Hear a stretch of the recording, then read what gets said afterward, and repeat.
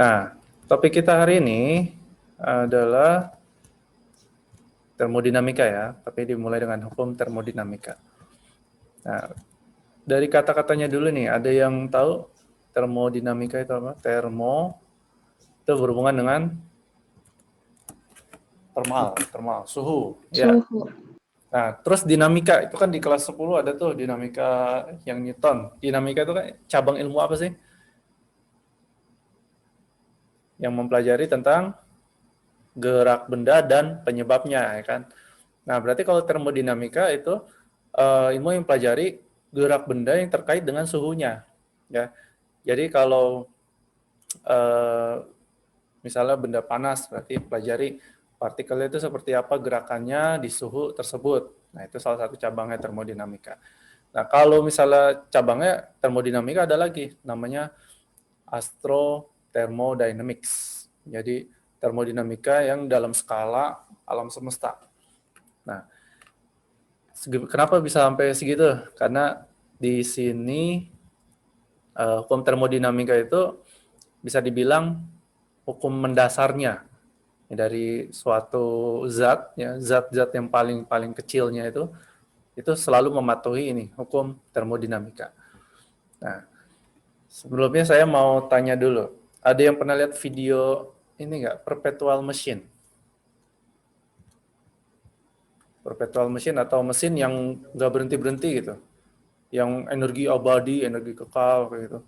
Pernah lihat nggak? Yang heboh banget, clickbait gitu.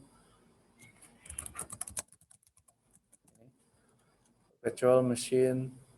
Nah, kayak gini contohnya nih. Tandon, Mbak.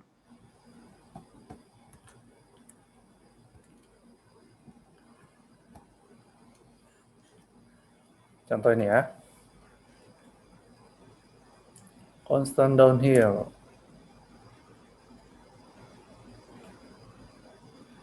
Nah, kalau di sini dia bola, misalnya muter-muter yang paling besar dulu nih. Nah, muter yang paling besar, roda besarnya memutar ini, terus katrol yang ini ikut memutar benda yang ini juga nih. Tunggu, ini sistemnya dia, kalau yang besar diputar, yang kecil ikut muter juga. Nah, kalau yang kecil muter ini kan dia bakal berputar lebih lambat. Yang ini muter lebih kencang. Nah, perbedaan itu yang dianggap bisa membuat ini muter terus. Nah, tapi nanti kita bahas. Banyak jenisnya itu. Nah, ini juga nih. Dia baling-baling tapi ada pegasnya. Jadi pas dia naik ini, lengannya kecil. Jadi momen gayanya kecil. Terus pas dia udah di atas, dia jatuh ke sini. Momen gaya jadi besar. Jadi dianggap bisa lanjut terus. Nah, tapi ini melanggar namanya hukum termodinamika. Ada yang bisa ini berpendapat kenapa ini melanggar hukum fisika?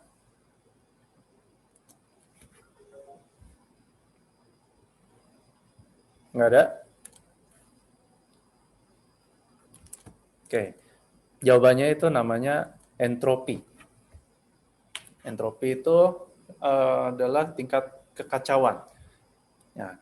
Jadi di fisika, kalau sesuatu nggak diapa-apain, misalnya rumah atau pasir atau apapun lah, kalau nggak diapa-apain, itu pasti akan hancur sendiri.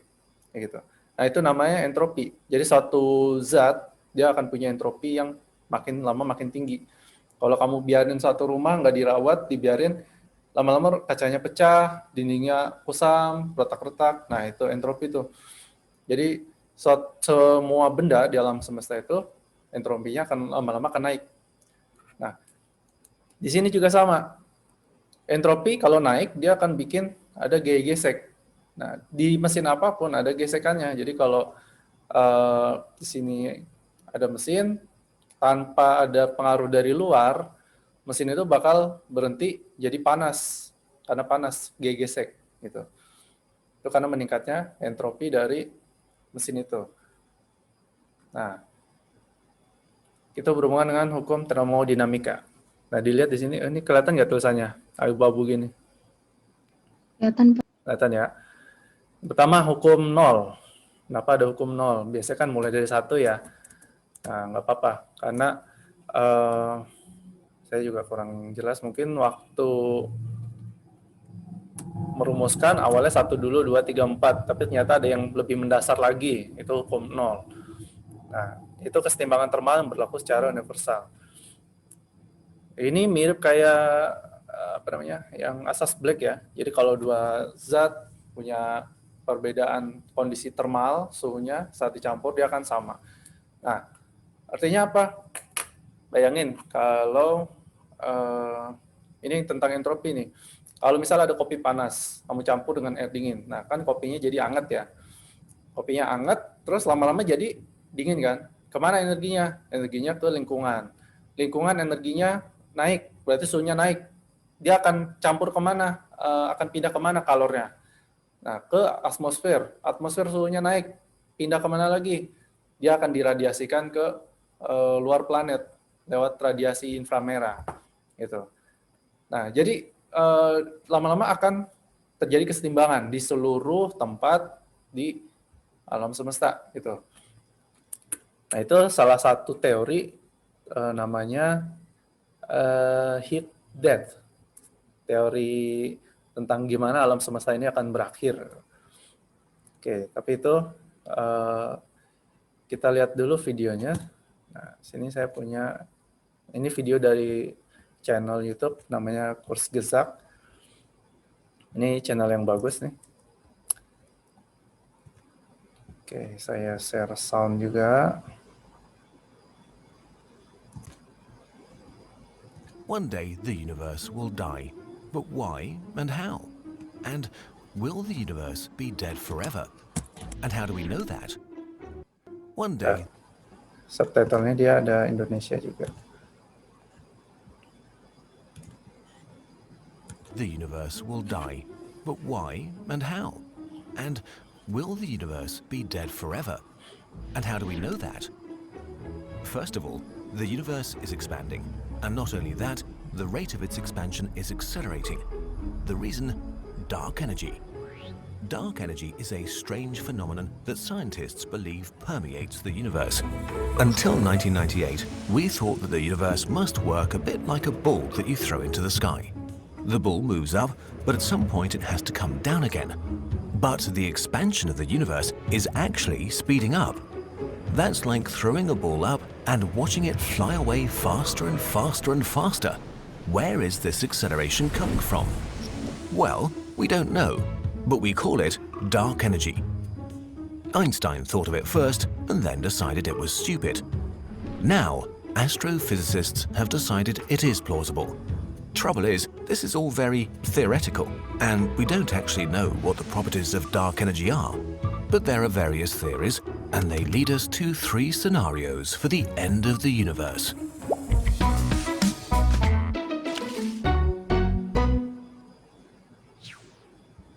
One, the Big Rip. Since its birth, the universe has been expanding. For unknown reasons, new space is created everywhere equally.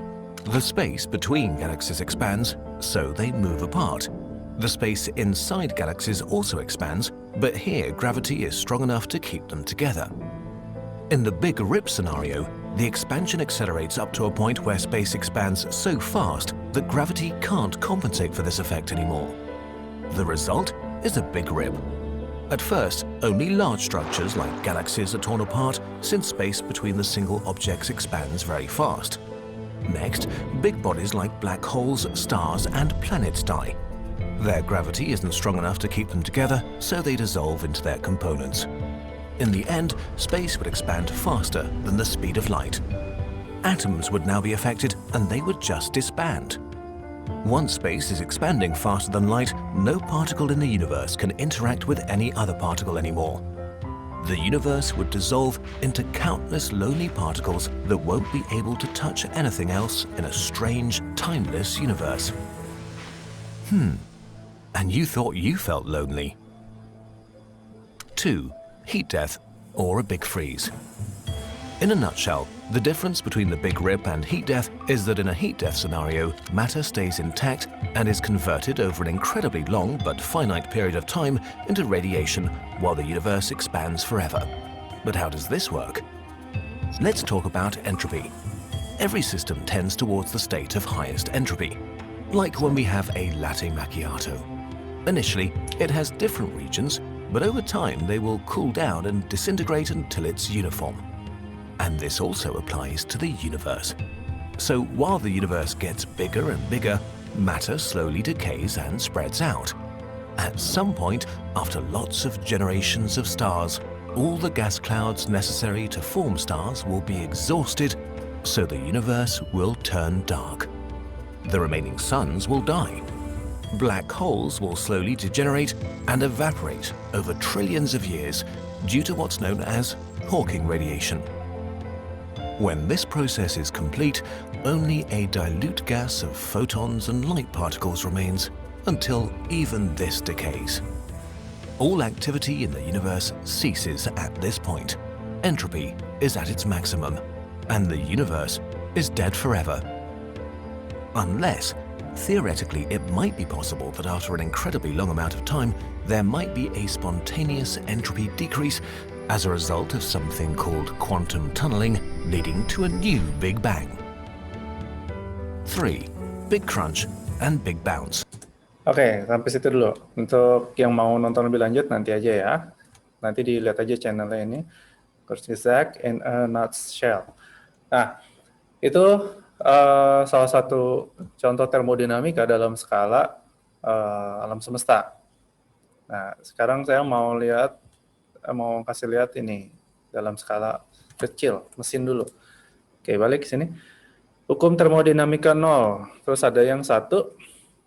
Nah, ini hukum termodinamika 1 menjelaskan tentang kekalahan energi. Ya, jadi ada misalnya sistem. Kok nggak bisa? Oh, salah. Nah, misalnya ini ada sistem ya. Sistem tertutup. Nah, kalau sistemnya ini mendapatkan kalor, ini yang udah pernah kita bahas juga sebenarnya. Ada kalor, itu Q. Nah, sistemnya dia akan merespon dengan cara antara mengembang itu memberikan usaha, ya, W, jadi usaha oleh gas, yaitu W, atau dia akan meningkatkan energi dalam. Energi dalam U meningkat. Energi dalam meningkat. Nah, energi dalam itu delta U, perubahan energi dalam. Nah, ini yang kita tulis waktu itu kalau masuk sama dengan keluar. Ya. Jadi kalor yang diserap sistem adalah usaha yang dilakukan, setara dengan usaha yang dilakukan, ditambah perubahan energi dalamnya sistem ya. Nah, ini keterangannya ada di kiri.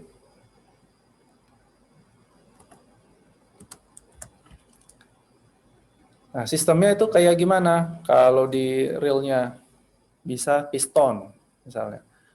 Piston, kalau pistonnya kita gambar seperti ini nih. Nah,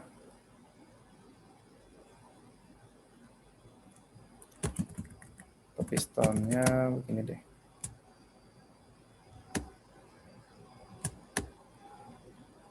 Ya, dia silinder, di sini tertutup, ini terbuka. Nah, tertutup terus dikasih kalor, dipanasin misalnya. Nah, dia kalor masuk sini, terus pistonnya akan mendorong ke sekelilingnya. Jadi ada perubahan ini delta V, perubahan volume. Nah, selain ada perubahan volume juga ada peningkatan energi dalam ya. Jadi kalor masuk, jadi usaha sama perubahan energi dalam. Nah, itu piston. Nah, bisa dibalik nggak? Bisa. Misalnya pistonnya sekarang ditekan. Nah, kalau ditekan berarti usahanya dilakukan kepada gas. Usaha kepada gas. Nanti nilai W-nya ini negatif. Nilai delta U-nya bisa berubah juga. Kita lihat di sini. Ini sistemnya. Oh ya, masih ingat ada 4 ini?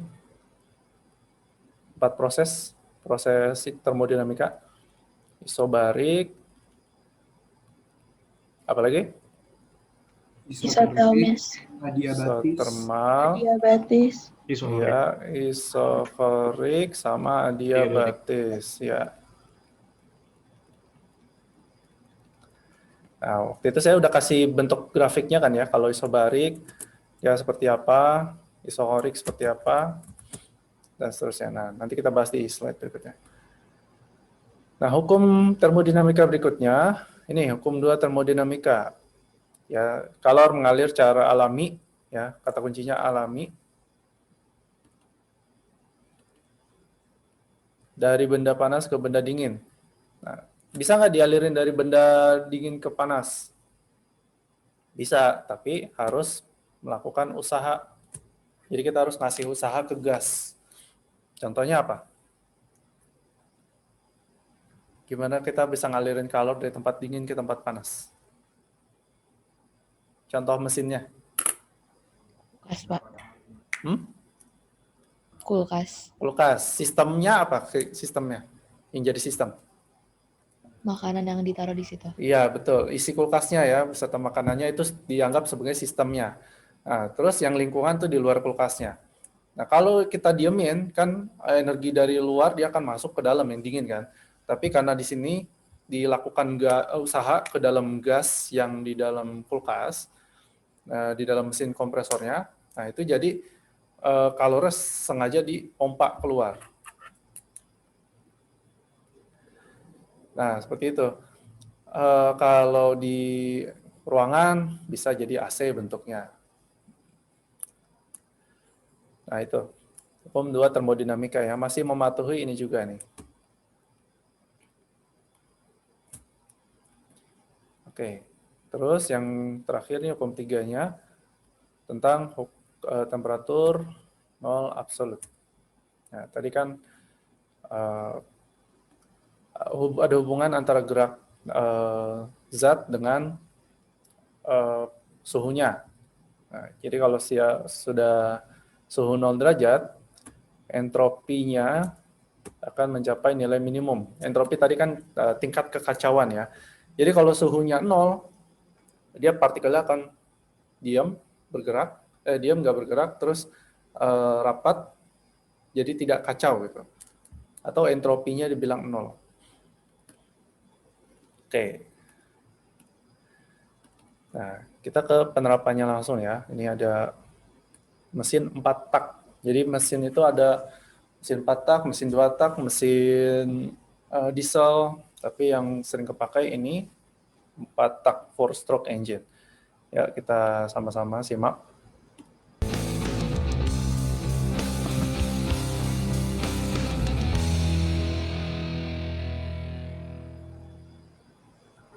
A basic lesson in the fundamentals of a four-stroke EFI gas engine may be helpful to your understanding of Mercury products. Here are the basic components of every four-stroke gas engine: a piston, a connecting rod, a crankshaft. Nah, ini untuk 3 komponen ini yang utama untuk mengubah gerakan linear. Ini gerakan linear dari piston, karena di sini ada reaksi termodinamikanya nih. Mengubah gerakan linear ini menjadi gerakan memutar. Nah, karena gerakan memutar itu bisa dipakai untuk menggerakkan motor listrik, membangkitkan listrik, atau memutar roda. As the piston travels up and down in the cylinder, this lateral motion is turned into a rotating motion at the crankshaft. The longer the stroke of the piston, the larger the displacement of gas and air occurs in the cylinder. Nah, jadi dia ada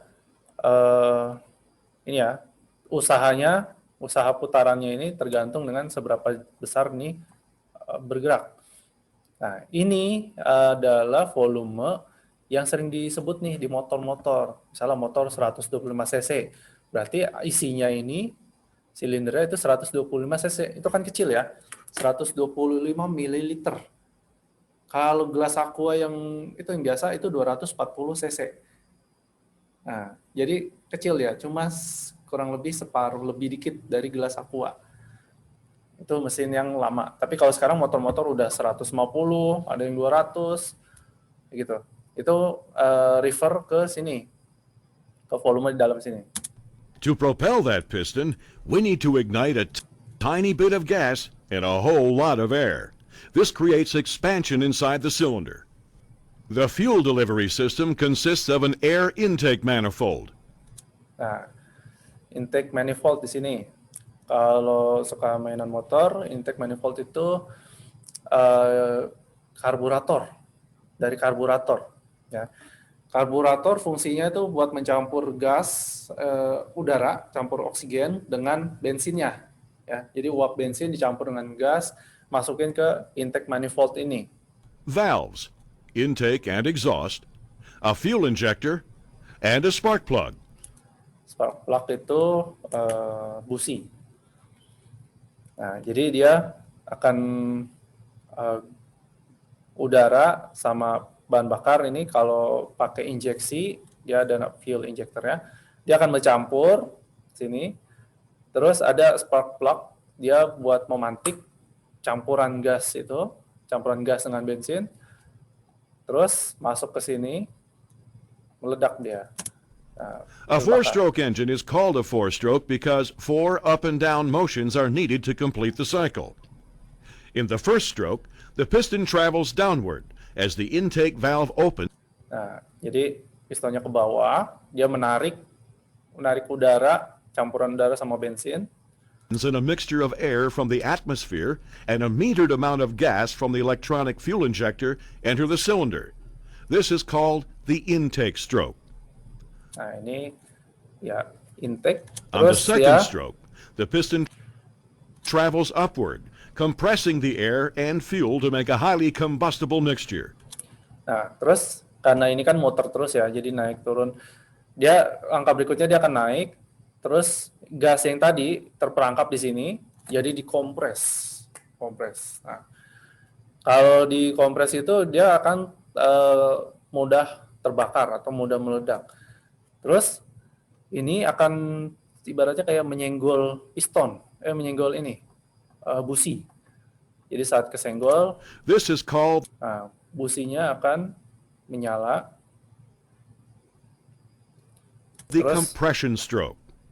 At this point, the spark plug fires, sending the piston downward from Nah, terus campurannya tadi terpantik oleh busi, terus dia akan ekspansi lagi. Ekspansi. the expansion of the air and gas mixture. This is the combustion stroke. Nah, terus ini kan suhunya akan mendingin lagi. Terus ada pemampatan lagi. Jadi pemuaian, pemampatan, pemuaian, pemampatan. 4 itu yang dipakai jadi satu putaran. Satu putaran The tenaga. fourth stroke is the exhaust stroke. As the piston travels upward, the exhaust valve opens to release the burned air-fuel mixture. When the piston reaches the top of this stroke, the intake valve opens and the cycle begins all over again. It takes 1 up and down motion or 2 strokes of the piston to create 1 revolution of the crankshaft. RPMs, or revolutions per minute, is how many times the crankshaft rotates within that minute. Nah, terus ini kan siklus ya. Terus gimana cara mulai membuat siklus ini jadi ada gitu? Dari mana energinya? Ada yang tahu?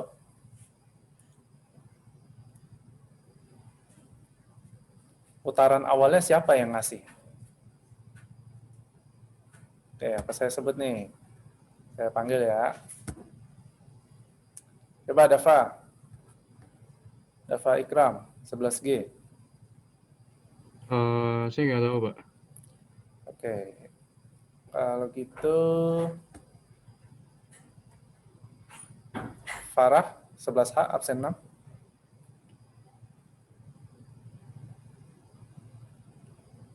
Ini kan dia siklusnya mulai terus ya. Tapi kan untuk dapat siklus ini berjalan harus dimulai dulu kan. Energinya dari mana?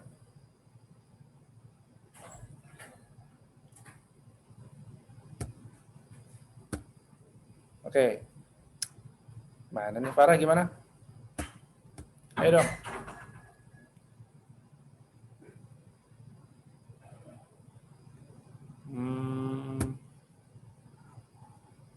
Oke.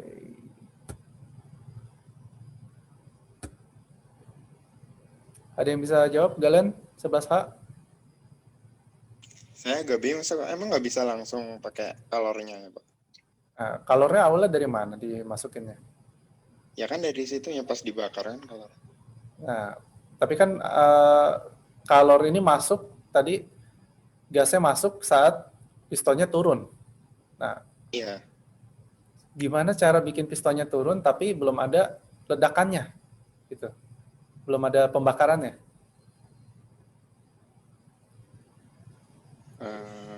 Harus ada gayanya gitu, Pak. Iya, gaya Di awalnya di starter itu. Jadi Ah. electric starter atau Starter itu bukan pakai kalor, Pak.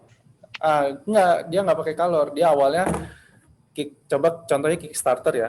Kickstarter itu akan memutar ini crankshaft-nya secara manual dulu untuk narik ini ke bawah sehingga campuran gas sama bensinnya akan masuk. Nah, baru mulai pembakarannya gitu. Nah, jadi kalau Kickstarter itu dia dua ini, dia narik sama ke atas gini.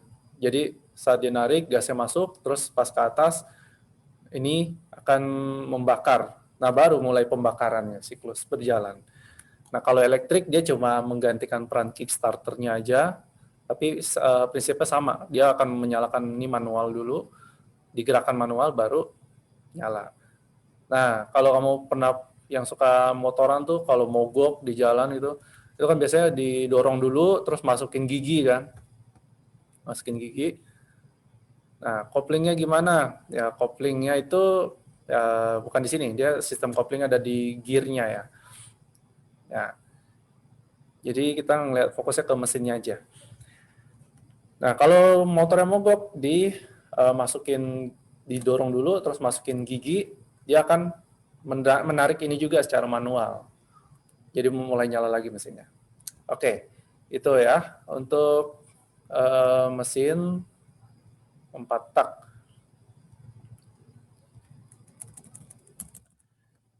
Nah, ini sistem sama lingkungannya, hukum satu termodinamika. Oke, yang tadi ada pertanyaan nggak yang tentang mesin?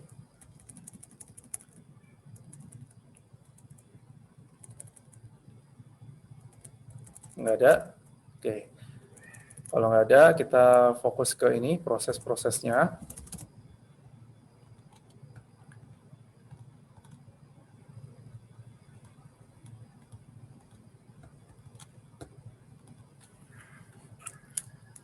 Oke, proses termodinamika.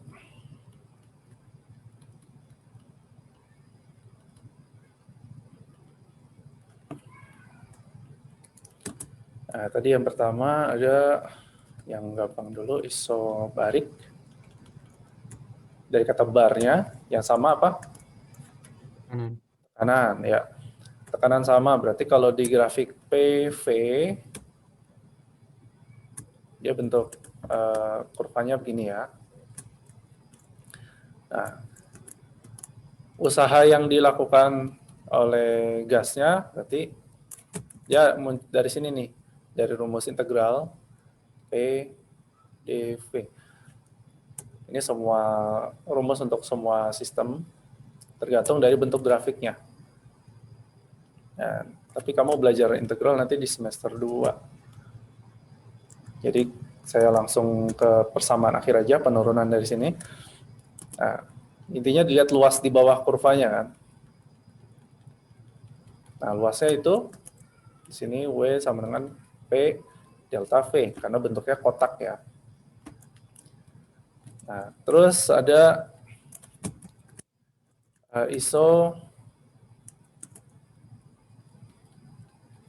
isohorik.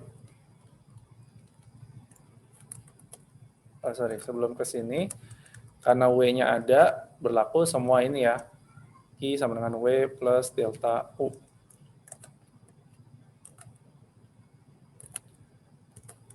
Delta U-nya gimana? Yang di teori kinetik gas, masih ingat? Perubahan energi di dalam 3/2 N KT. KT. Nah, terus dari dua ini dapat ini.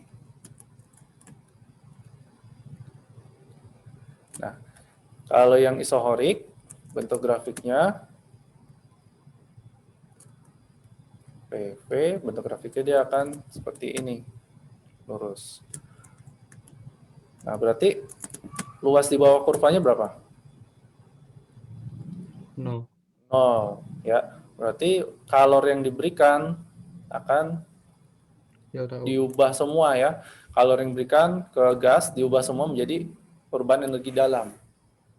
Gitu.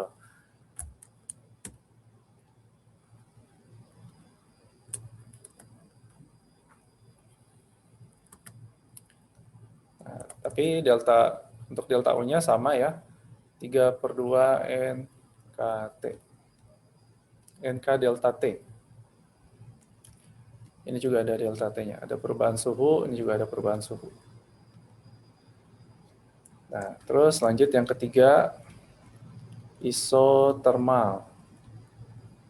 Suhunya yang sama. Nah, di isotermal, PV. Nah, grafiknya itu kan kalau dari persamaan PV berarti kan P1 V1, P2 P2 ya. Hasil kalinya akan selalu sama. Nah, maka bentuk grafiknya jadi seperti ini. Dia landai. Nah, kalau di sini isotermal,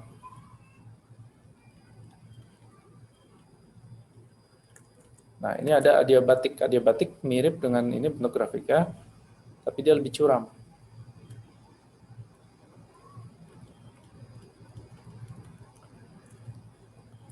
Nah, isotermal bisa begini, bisa juga begini. Intinya dia kurvanya lebih landai, tapi ini isotermal untuk suhu yang lebih tinggi.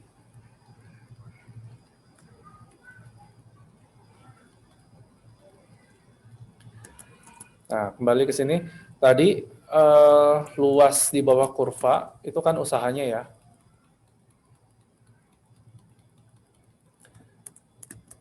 Nah, jadi usahanya itu integral dari P dV.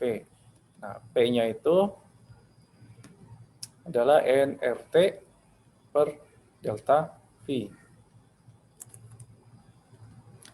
Nah, kalau di matematika nanti belajar kalau integral itu dia ibaratnya kayak dari sini kan banyak nih, luas itu kan adalah garis yang terkumpul banyak.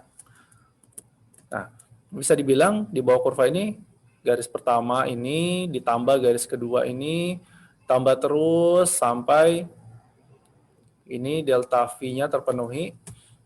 Nah, ini adalah definisi dari integral. Dia nambahin semua section-section jadi satu.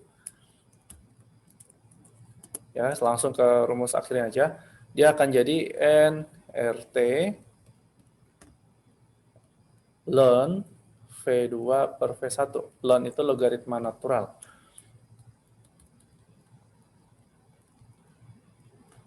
Logaritma natural. Bedanya apa dengan logaritma biasa? Cuma beda ininya aja, basisnya. Ya. Kalau misalnya log 10, ini kan basisnya angka 10 ya, kalau nggak disebut. Ini 1. Tapi kalau logaritma natural, itu bilangan natural.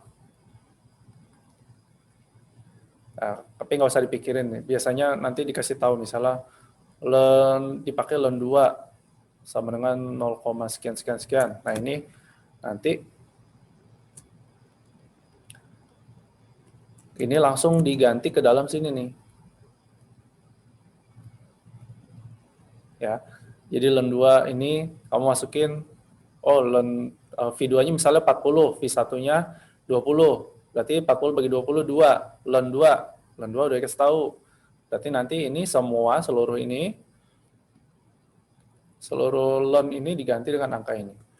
Nah, itu nilai usahanya. Nah, tapi kalau perubahan ininya gimana? Tadi kan kalau delta U kan N3/2 N K delta T ya. Nah, ini kan isotermal. Ini sama dengan 0. Ya, sama dengan 0 karena delta T-nya sendiri perubahan suhunya 0. Ya, kan isotermal, suhunya sama. Baik di kondisi 1 atau kondisi 2. Nah, W-nya ini, delta U-nya ini. Nah, berarti untuk rumus Q itu sama dengan W. Jadi semua kalor yang masuk ke dalam sistem itu diubah jadi usaha. Nah, proses yang keempat, adiabatik.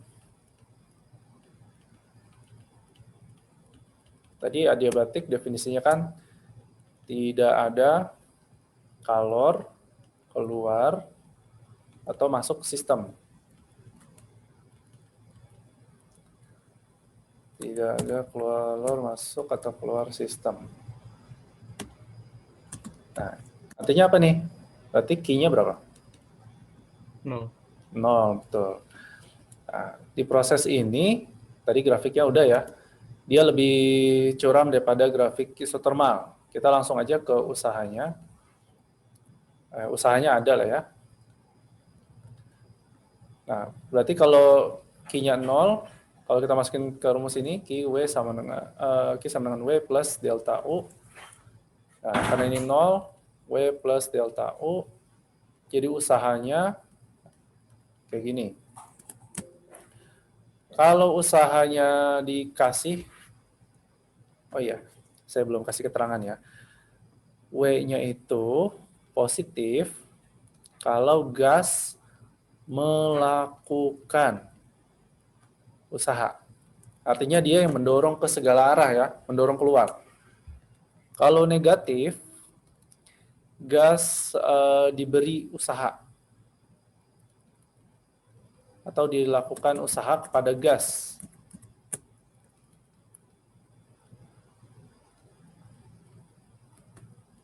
Pada gas.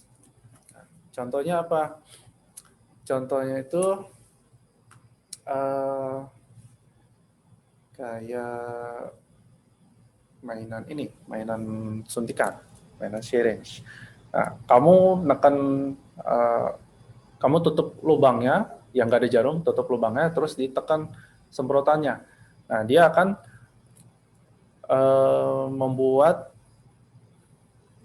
melakukan ya. Jadi saat kamu mendorong ini, suntikan, lubang suntikan, ini tertutup rapat nih.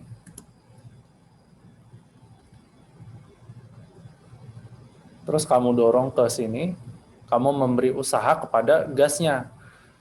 Nah, kalau ini negatif, ya dilakukan usaha pada gas, yang terjadi dengan delta U-nya apa?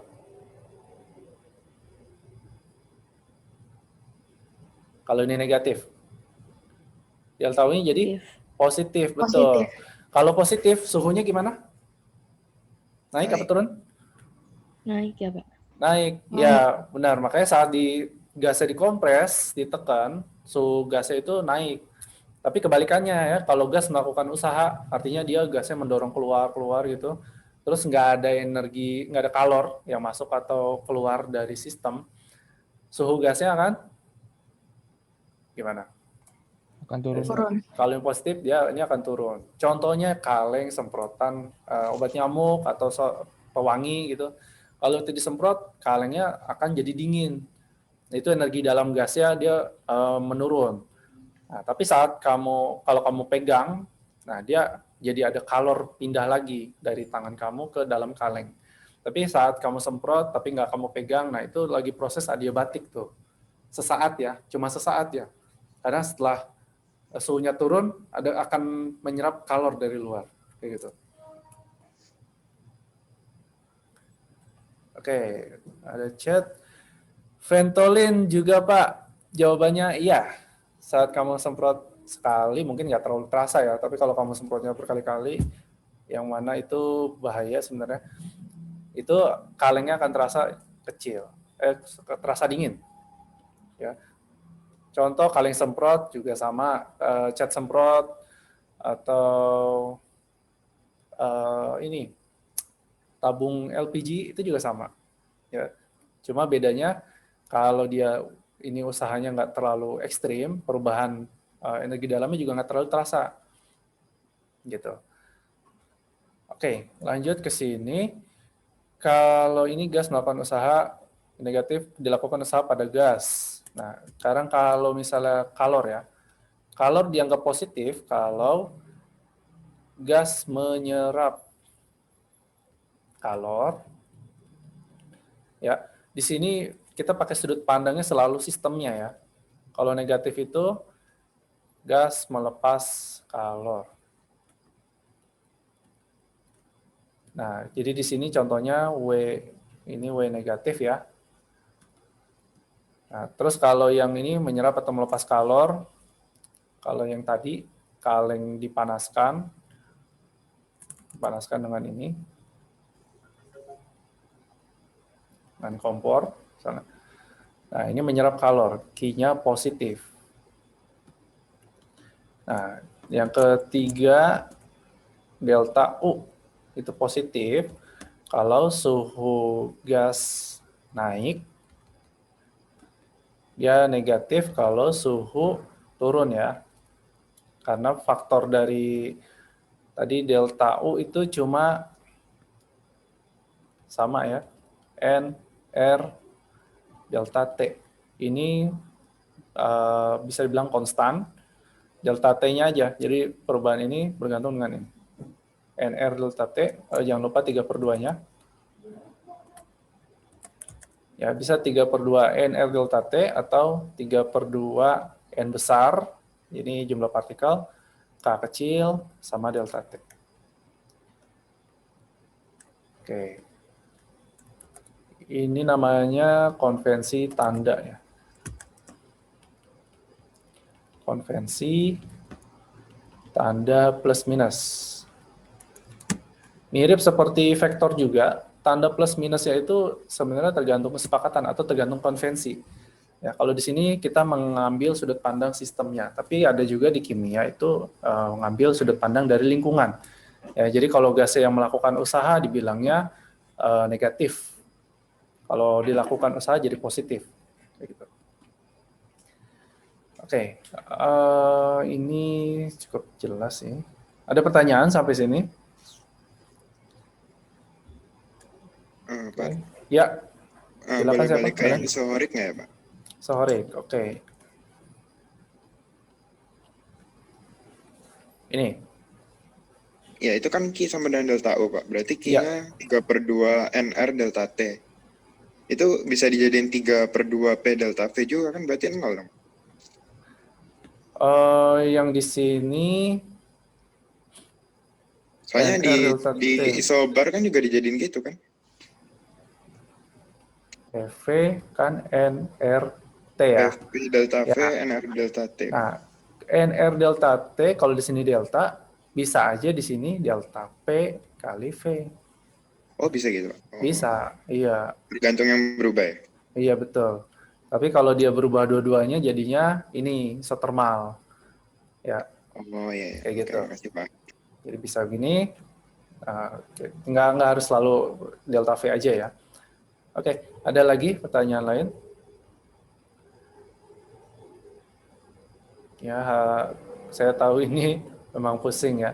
Tapi kalau kamu ada niat mempelajari lebih lanjut, termodinamika itu bisa dibilang cabang yang unik, bikin pusing, karena dia campuran dari kimia sama fisika. Jadi dulu kimia itu ditemukan, bukan, cabang kimia itu ditekuni lebih dulu dibandingkan cabang fisika ini, termodinamika. Ya, jadi Jadi ketemu dulu nih pemakaiannya, volumenya pakai liter, terus pakai mol. Nah, tapi kalau di fisika mol itu sebenarnya kurang apa ya? Kurang enak gitu, karena nggak langsung to the point. Nah, kalau di fisika makanya sering pakai jumlah partikel n besar. Oke. Nah, jadi kalau yang berminat masuk kimia, siap-siap ketemu fisika juga. Ya, jadi kalau di hierarki ya, hierarkinya itu di ilmu pengetahuan ini, matematika itu paling dasarnya. Karena ini bahasa menjelaskan alam semesta nih bahasanya. Terus fisika. Nah, fisika ini diterapkan jadi kimia. Kimia diterapkan dalam tingkat molekuler, itu jadi biologi. Nah, jadi biologi ini ilmu yang paling rumit emang.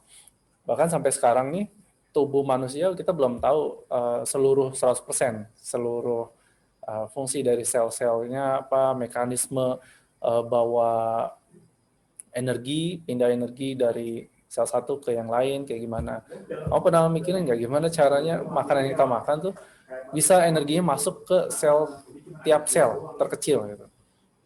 Kalau nggak masuk ke situ, selnya mati. Nah, jadi akan hilang. Gitu. Nah, jadi ya gitulah. Jadi dari fisika ini kita ngunyah fisika, terus di lambung ada proses kimia, terus dipecah lagi jadi tiap proses kimianya itu dalam skala paling kecil. Nah, itu biologi. Terus lebih kecil lagi apa? Mikrobiologi. Itu mempelajari nanti sistem mekanisme interaksi antar sel gitu. Atau virus dengan sel.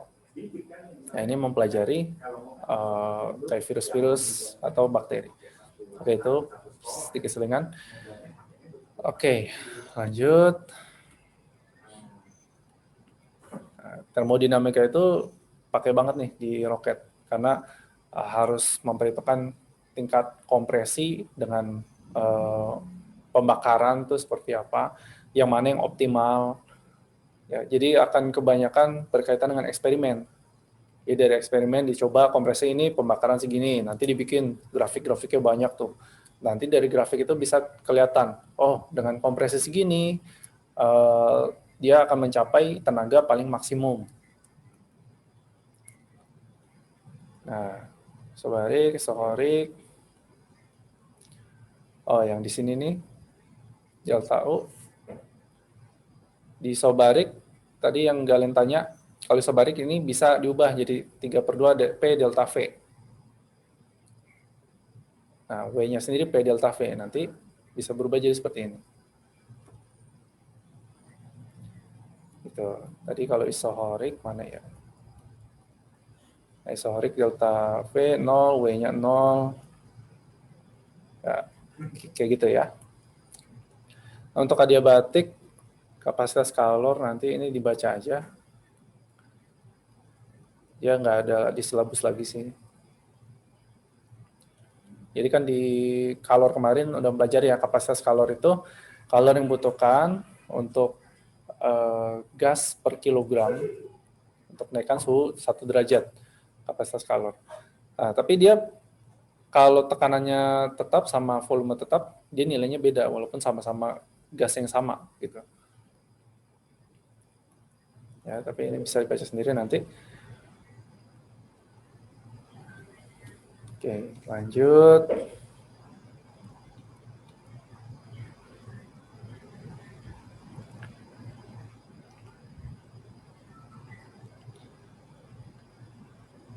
Nah, ini. Yang sekarang lagi ngetren itu kan mobil listrik ya. Jadi mulai meninggalkan proses termodinamika dalam mesin karena itu sebenarnya tidak efisien. Oke, kita lanjut ke mesin kalor. Ini agak telat selesainya, nggak apa-apa ya, karena tadi kan potong itu. Mesin kalor. Jadi kalau kita buat diagram sederhana, di sini ini adalah mesinnya.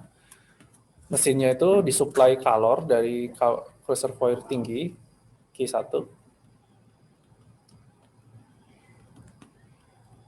Kalau bahasa Inggrisnya nyebutnya bukan reservoir, karena ini serapan dari Prancis. Bahasa Prancis itu banyak huruf-huruf yang diabaikan, ya kasihan. Jadi mesin disuplai kalor, terus dia melakukan usaha ke sini, ada W-nya, tapi nggak semua jadi usaha, pasti ada yang kebuang. Nah, jadi kalor terbuang.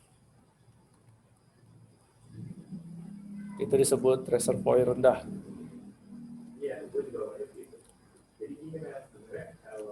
Nah, ini input kalor.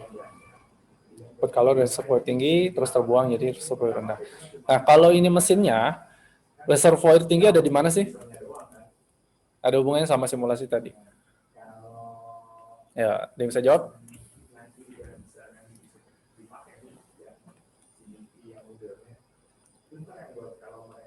Oke, sekarang tanggal 17, absen 17 dari kelas 11G. Masuk nggak? Clara, silakan, ketua kelas. Iya, Pak. Nah, coba dari simulasi tadi, yang menjadi reservoir tinggi itu yang mana sih? Yang menyuplai kalor. Yang video ini. Nah, ini. Air occurs in the Gimana, cylinder. Pak, pertanyaannya, Pak? Pertanyaannya, di mesin ini, mana yang berperan jadi reservoir tinggi yang menyuplai kalor? Pada proses apa?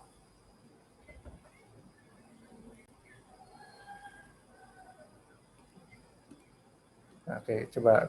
Ya. Yang atasnya bukan, Pak? Yang atas apa tuh? Nah, Dari atas. Yang bawahnya yang suhu rendah. ini menyuplai kalor di sini. Pas dia pembakar ini. Nah, ini bisa dianggap suplai kalor. Nah, jadi sini ya bisa dibilang bagian pistonnya. Ya, pembakaran, ada pembakaran. Nah, terus diubah jadi usaha itu adalah bagian putarannya ya. Terus yang terbuang itu knalpot. Jadi dibuang ke suhu rendah. Jadi kamu kalau pernah kena knalpot itu kan sebenarnya panas ya. Tapi kalau dalam termodinamika itu termasuk suhunya rendah. Di dalam mesin berarti lebih tinggi lagi. Gitu. Nah, itu mesin kalor. Karena dia tidak 100% efisien, jadi kita ada namanya efisiensi mesin. Lambangnya ini. Yang namanya efisiensi mau di termodinamika atau sistem lain itu selalu output berguna, kata kuncinya berguna, dibagi input total. Ya, dikali 100%. Nah, di sini input bergunanya apa? Usaha. Output bergunanya. Ya, output bergunanya usaha. Benar, tadi siapa tuh? Ada apa, Pak? Oke, Dava, makasih. Jadi output bergunanya usaha, input totalnya adalah Q1 ya. Nah, tapi hubungan Q1 W sama Q2 apa? Kalau dari hukum kekalahan energi.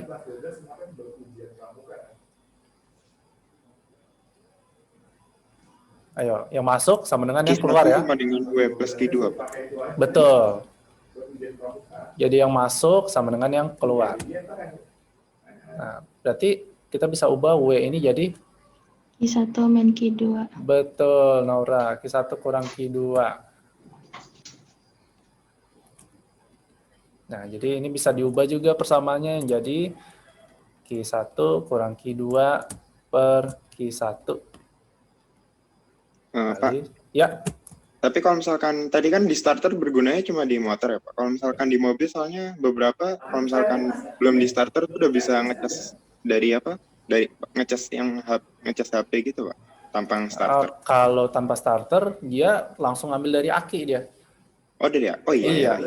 Tadi saya pengennya ngarah ke aki. Gitu.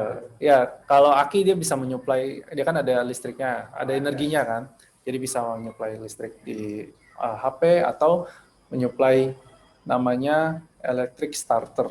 Jadi kita kasih listrik itu dia akan memutar crankshaft-nya manual, baru itu nyala lagi. Gitu. Nah, makanya kalau misalnya kamu nyalain motor tuh, motor udah nyala nih misalnya, terus kamu nyalain electric starter, kan ada bunyi gitu. Nah, itu electric starter mencoba muter crankshaft yang sebenarnya udah muter. Gitu. Oh iya, iya. Oke, makasih Pak. Oke, lanjut sini ya. Nah, ini Q1 berarti bisa diubah kesamaannya jadi 1 kurang Q2 per Q1. Nah, persamaannya bisa ini. Atau Q itu kan hubungannya sama suhu aja ya. Jadi 1 min T2 per T1. Nah, ini T2 berarti tadi suhu rendah, suhu reservoir rendah, T1, suhu tinggi. Oke, lanjut. Nah, jadi bisa persamaannya ini ya, 2 ini. 2 ini yang dipakai. Oke. Lanjut ke sini. Yang tadi udah siklus.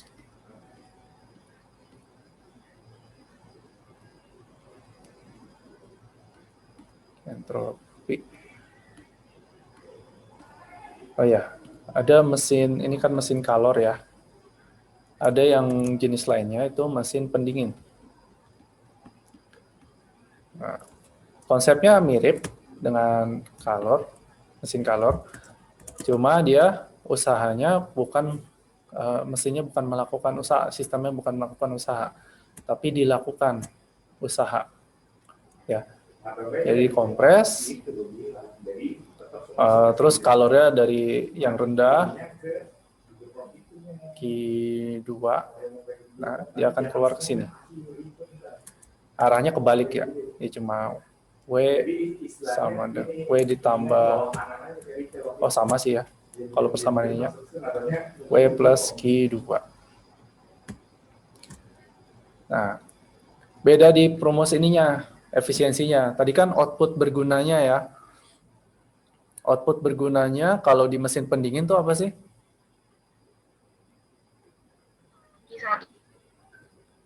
Yang dirasakan kalau mesin pendingin itu apa? Efek mendinginkannya kan? Gitu. Iya. Nah, berarti di sini ini suhu rendah, ini suhu tinggi. Berarti yang mau dicari output bergunanya itu Q1 kurang Q2.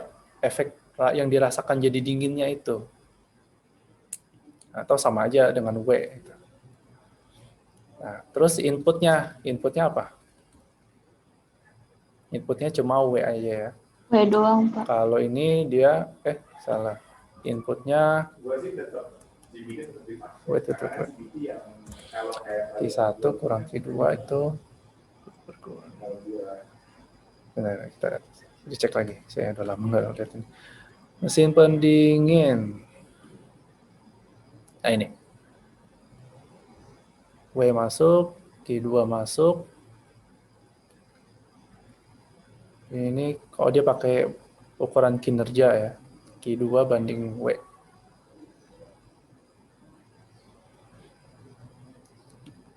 Oke, jadi pakai koefisien daya guna.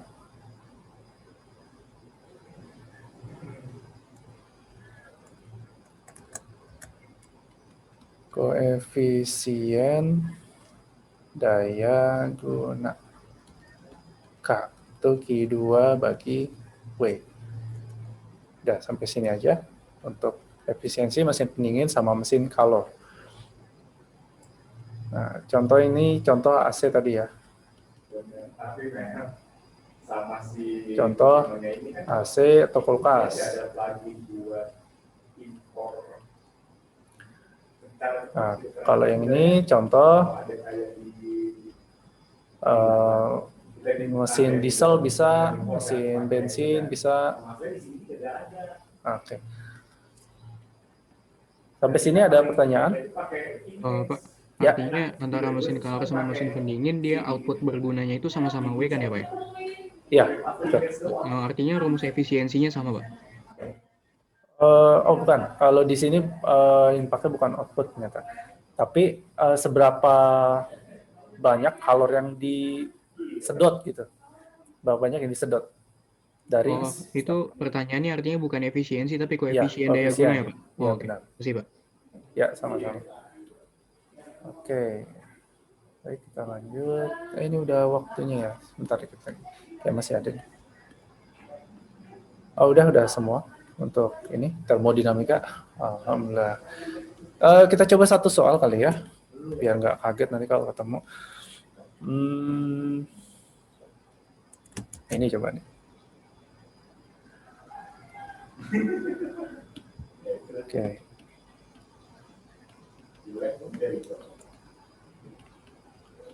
Contoh soal. Suatu sistem mengalami proses adiabatik. Pada sistem melakukan usaha 100 Joule. Perubahan energinya delta U, kalor yang diserap sistem adalah Q. Maka hubungannya apa antara Q, delta U, sama W ini? Nah, kita data dulu. Kalau adiabatik, yang nol apa? Q. Ya, Q-nya 0, nggak ada kalor masuk atau keluar. Pada sistem dilakukan usaha 100 Joule. Positif atau negatif? Negatif ya, Pak. Negatif, benar, Fania. Negatif 100 Joule. Terus yang ditanya delta U-nya berapa? Nah, jadi kita pakai hubungannya sama. Q sama dengan W ditambah delta U. Masukin angkanya 0 sama dengan 0 sama 100. dengan 100. Jadi delta U-nya 100 Joule. Artinya kesimpulannya apa kalau positif ini? Suhu gasnya apa? naik. Iya, suhu gas naik ya. Iya. Nah, gitu. Oke, kayaknya masih bisa satu lagi nih. Kita ke ini nih. Mesin Carnot atau mesin Calor.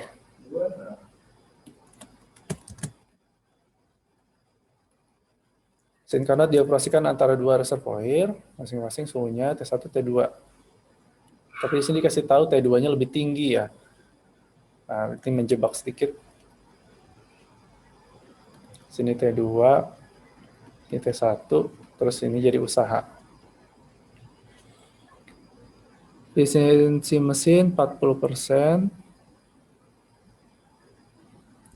Jadi saat dia ini 300 Kelvin, efisiensinya 40%. Nah,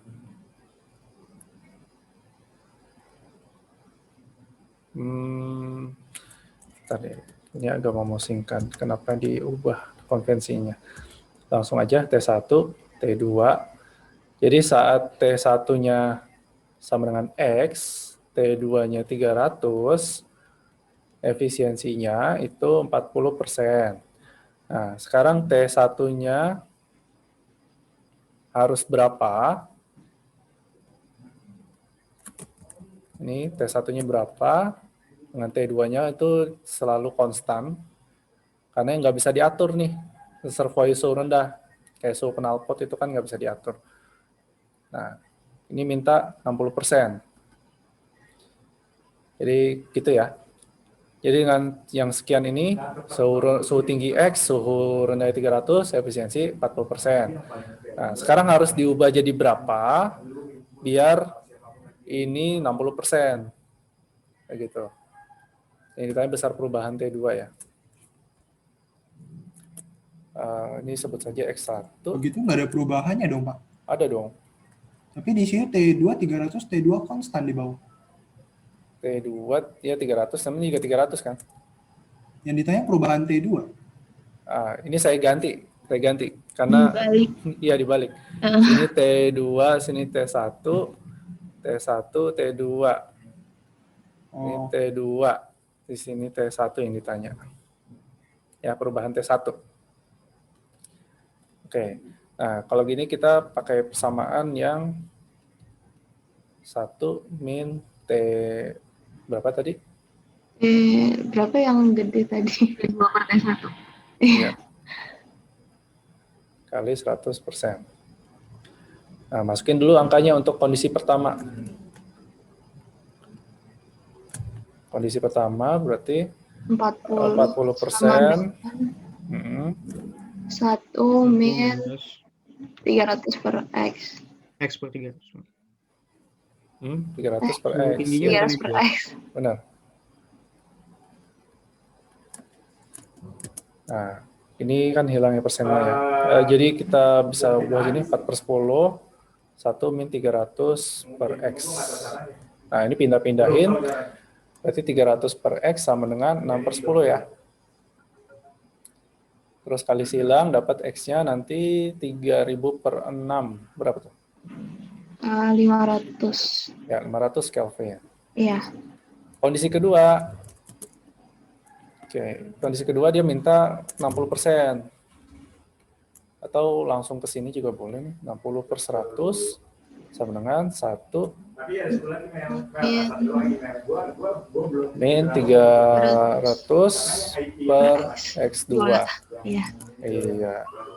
Sip. Terus pindahin lagi 300 per X2 Iya. jadinya 4/10.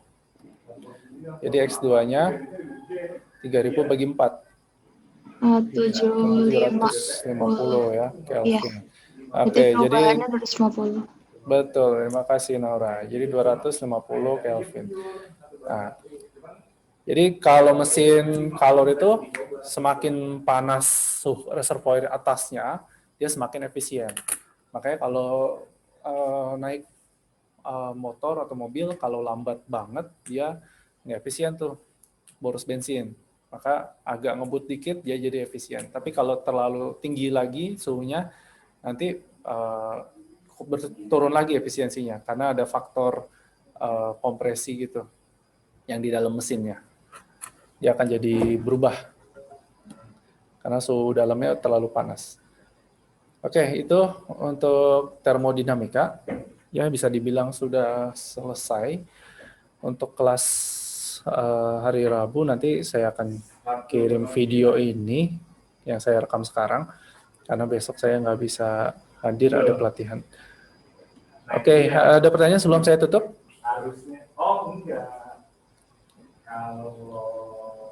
Oke, kalau nggak ada, ya siapa tuh? Ada Pak, cara nentuin kayak di soal yang nomor 4 ini Pak, cara nentuin dia suhu tinggi atau suhu rendahnya dari mana Pak? Yang 27 ini gitu. Ini dikasih tahu di sini nih. Oh, dari situ ya? T1 lebih besar dari T2. Ya, kalau di itu kan biasanya yang T1 yang besar, tapi ini dibalik dia mau mengecoh. Nah, saya males untuk ngebaliknya, jadi soalnya aja yang saya balik. Kayak gitu ya. Pak. Ya, sama-sama Dava. Ada lagi? Pak. Ya. Jadinya buat materi PAS tadi apa Pak? Oh iya. Materi PAS itu berdasarkan arahan dari kurikulum itu setelah PHT 2. Setelah PTS ya. Jadi materi PHT 2 plus termodinamika ya. Nah, cuma nanti proporsinya akan lebih fokus ke sini. Ya. Ini masih draft ya. Jadi untuk draft bisa itu kan 30 soal ya. Jadi yang ini ya ini 15. Yang ini 15. Ya. Itu termodinamika. Yang ini suhu, kalor, dan TKG. Ya, tapi kemarinnya PHT 2 ada termodinamika sedikit ya, tapi nanti masuknya jadi ke sini. Ya. Jadi bisa dibilang materi baru paling 12 soal atau 13. Gitu. Jadi bab 1 nggak masuk ya Pak? Maksudnya semester 1? Ini kan semester 1. Maksud kamu sebelum PTS? Sebelum PTS ya? Iya, nggak masuk. Setelah PTS. Oke, ada pertanyaan lagi? Ya, kalau nggak ada, saya mengucapkan terima kasih untuk yang menyimak dengan baik hari ini dan partisipasi dengan aktif. Semoga ilmunya bermanfaat. Jangan lupa isi absensi di E8. Kemudian semoga sehat-sehat selalu semuanya. Ingat, walaupun kelihatannya sekarang udah pada normal, orang nggak pakai masker, udah keliling-keliling, tapi saya harap tetap jaga jarak ya, jaga jarak, terus pakai masker terus, sama cuci tangan rajin-rajin ya. Karena kita nggak mau pandemi ini lama-lama. Ya, baik, gitu saja dari saya. Kurang lebihnya mohon maaf. Assalamualaikum warahmatullahi wabarakatuh.